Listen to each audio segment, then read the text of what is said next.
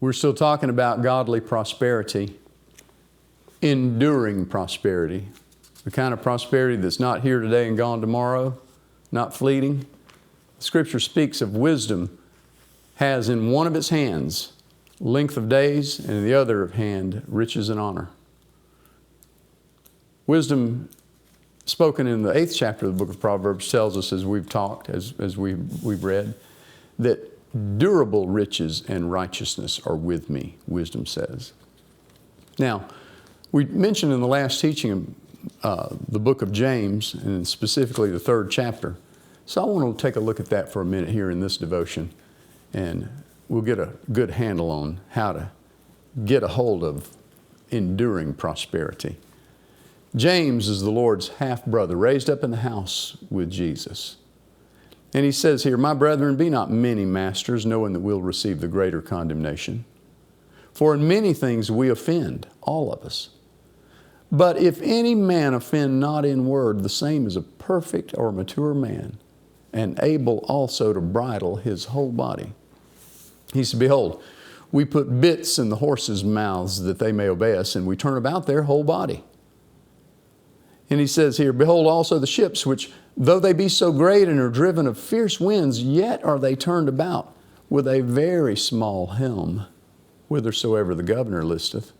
Doesn't matter how strong the wind is blowing against the ship, no matter how big the sails are, that ship is going to go in the direction of that rudder, at the direction of the captain. What he's saying to you in the analogy here that James is making is that your life is like that horse. Your life is like that ship. And you can have, a horse is a fleet animal that tends to want to run where it wants to go quickly. And life's problems can come like that. It can just suddenly just take a darting direction that you weren't expecting. But it doesn't matter. No matter how quick that fleet animal wants to go in a direction, he's a big, powerful horse. You can still turn him with just a little bit that's in his mouth. Now see, it doesn't matter how quick your experience in life is to go in a direction you weren't anticipating. If you hold your tongue in the right direction, you'll ultimately wind up where your tongue dictates you're going. See, enduring prosperity requires you to keep your mouth straight regardless of your circumstances. See, regardless of the curve that life threw you, regardless of the quick onset of bad news that hits you. See, the 112th Psalm says that a man that's established in his heart, bad news won't throw him. His heart's fixed, trusting in the Lord. His heart's established, see. Now, then he makes the analogy here about the great ships, which though they be so great and are driven of fierce winds, yet they're turned about with a very small helm, wheresoever the governor listeth.